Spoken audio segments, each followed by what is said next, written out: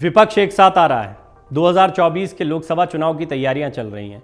मायावती का स्टैंड क्या होगा, इस पर सबकी निगाह बनी हुई है। बसपा प्रमुख मायावती ने 23 जून को होने जा रही विपक्षी पार्टियों की बैठक पर बड़ी बात कही है। दरअसल उनका एक अलग अंदाज देखने को मिला, एक तंज कसा है उन्होंने कहा कि बिहार के मुख्यमंत्री नीतीश कुमार की विपक्षी नेताओं की पटना बैठक दिल मिले न मिले हाथ मिलाते रहिए की कहावत को ज्यादा चरितार्थ करती रहती है। महंगाई, गरीबी, बेरोजगारी, पिछड़ापन, शिक्षा, जातीय द्वेष, धार्मिक उन्माद और हिंसा आदि से देश में बहुजन के हालात त्रस्त हैं। इससे स्पष्ट है कि बाबा साहेब भीमराव अंबेडकर के मानवतावादी समता मूलक संविधान को सही से लागू करने की क्षमता कांग्रेस और बीजेपी जैसी पार्टियों के पास नहीं है। उन्होंने ट्वीट के जरिए कहा कि वैसे अगर लोकसभा चुनाव की तैयारियों को ध्यान में रखकर इस प्रकार के प्रयास से पहले ये पार्टियां जनता में उनके प्रति आम विश्वास जगाती तो ठीक होता, अपने गिरेबा में झांक कर अपनी नीयत को साफ करती तो सही होता। मुंह में राम बगल में छुरी आखिर कब तक चलेगा। लेकिन उन्होंने ये भी कहा है कि यूपी में लोकसभा की 80 सीटें चुनावी सफलता की कुंजी है। विपक्षी पार्टियों के रवैये से ऐसा नहीं लगता है। वो यहाँ अपने उद्देश्य के प्रति गंभीर या सही मायने में चिंतित नहीं। इसको समझना चाहिए इस बात को। दरअसल मायावती का ये कहना है कि यदि आपको बीजेपी को हराना है तो आपको उत्तर प्रदेश पर फोकस करना पड़ेगा, लेकिन विपक्ष इसको लेकर ज़्यादा गंभीर नहीं दिखाई पड़ रहा है। उनकी भूमिकाएं क्या होनी चाहिए, उनको कैसे सपोर्ट मिले, क्या इससे इशारा कर रही हैं मायावती कि उनको भी विपक्षी एकजुटता में शामिल किया जाए। लेकिन यहाँ पर उनकी शर्तें होंगी। अब समाजवादी पार्टी और मायावती दोनों एक मंच पर कैसे आ सकते हैं जब एक दूसरे के खिलाफ बड़ी ताकत है। कांग्रेस और समाजवादी पार्टी का एक कॉम्बिनेशन समझ में आता है। मायावती और समाजवादी पार्टी साथ में आ जाए किसी गठबंधन में, ये बहुत मुश्किल दिखाई पड़ता है।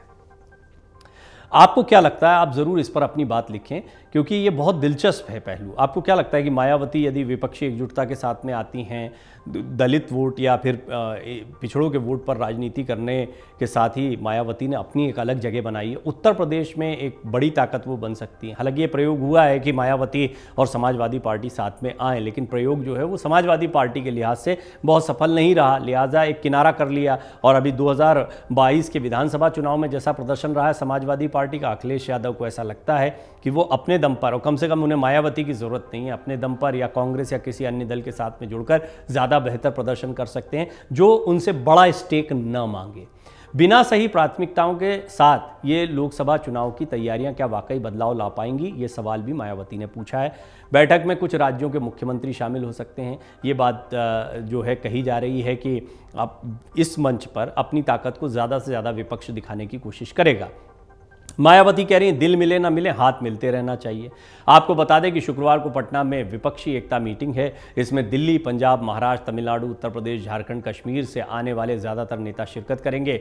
पश्चिम बंगाल की मुख्यमंत्री ममता बनर्जी, भाकपा नेता डी राजा, भाकपा माले महासचिव दीपांकर भट्टाचार्य, दिल्ली के मुख्यमंत्री अरविंद केजरीवाल और पंजाब के मुख्यमंत्री भगवंत मान, एनसीपी प्रमुख शरद पवार, शिवसेना बाला साहेब गुट के सुप्रीमो उद्धव ठाकरे और समाजवादी पार्टी के अध्यक्ष अखिलेश यादव, कांग्रेस के पूर्व अध्यक्ष राहुल गांधी और वर्तमान अध्यक्ष मल्लिकार्जुन खड़गे, तमिलनाडु के मुख्यमंत्री एमके स्टालिन और झारखंड के मुख्यमंत्री हेमंत सोरेन इसमें शामिल होंगे।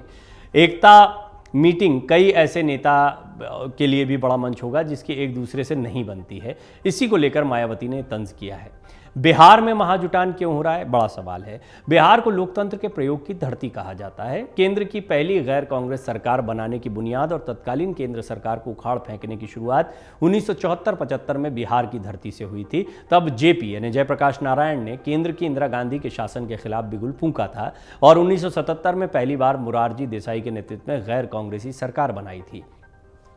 तब संयुक्त बिहार की 54 लोकसभा सीटों में से 52 पर भारतीय लोक दल ने जीत हासिल की थी, 1 पर जनता कांग्रेस और 1 पर निर्दलीय ने जीत हासिल की थी।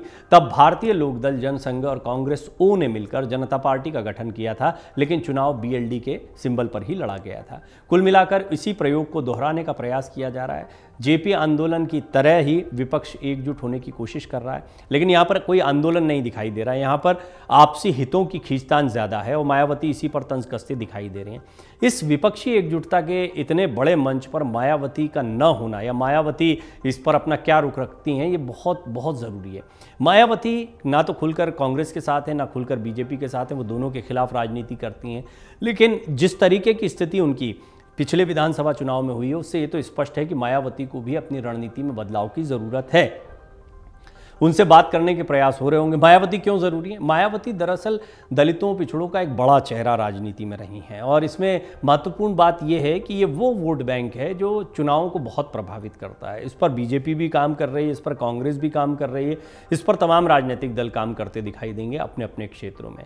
तो मायावती को साथ में लाने से क्या राष्ट्रीय परिप्रेक्ष्य में फ़ायदा हो सकता है, लेकिन मायावती का खुद का क्या स्टैंड रहेगा? अभी जिस तरह वो तंज कस रही हैं इससे तो वो बहुत नाइत्तफाकी जता रही हैं, उनको नहीं लगता कि ये प्रयोग कोई बहुत सफल प्रयोग होगा। फिर भी आने वाले समय में इंतजार करना होगा। आपको क्या लगता है? आप जरूर बताएं कि क्या मायावती इस विपक्षी एकजुटता के मंच पर आ सकती हैं? इस मौके पर नहीं तो शायद आने वाले किसी समय पर। अमर उजाला अब आपके टीवी पर भी। अपने स्मार्ट टीवी पर YouTube पर सर्च करें अमर उजाला, चैनल सब्सक्राइब करें और देखें ताजा खबरें, वो भी HD क्वालिटी में। और हाँ, बेल आइकन दबाना ना भूलें ताकि हर खबर हो आपके घर। अमर उजाला, निष्पक्ष, निर्भीक, निरंतर।